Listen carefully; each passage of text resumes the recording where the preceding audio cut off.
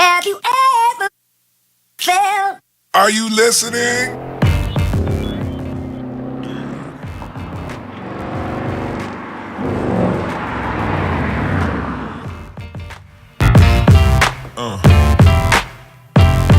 Yeah. My name's Alfonso Pinto, and I'm a car enthusiast. What got me into cars was, ever since I was little, my dad would take me every year to the LA Auto Show, and that's basically what inspired me. My first car was a 1998 Toyota Camry. The reason why I got that car was simply I needed something reliable, something cheap, and I've always liked Japanese cars, so I lean towards Toyota because I feel like they make the most reliable cars.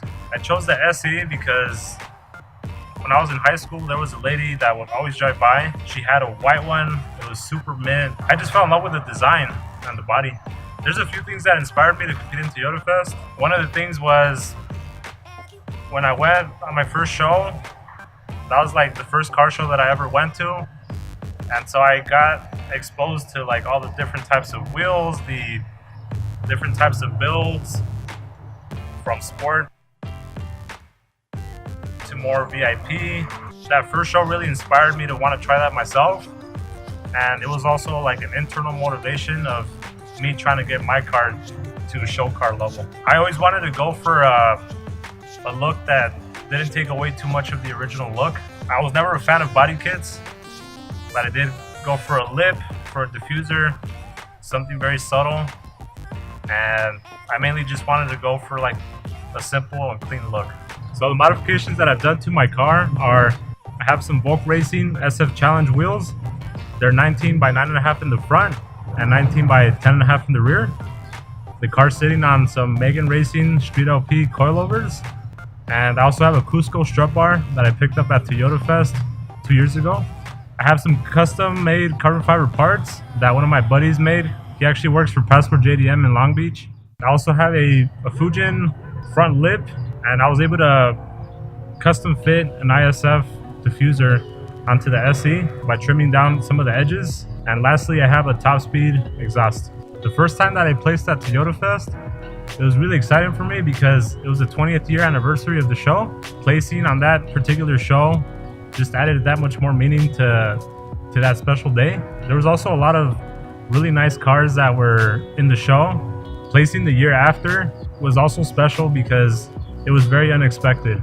I didn't expect to go a second year in a row of placing at the show. It was exciting because it was very unexpected, and I felt like every year the competition was getting tougher, and there were a lot of cars that were really stepping it up. A lot of the owners were just going like that extra step on their cars, and so it made it tougher to place.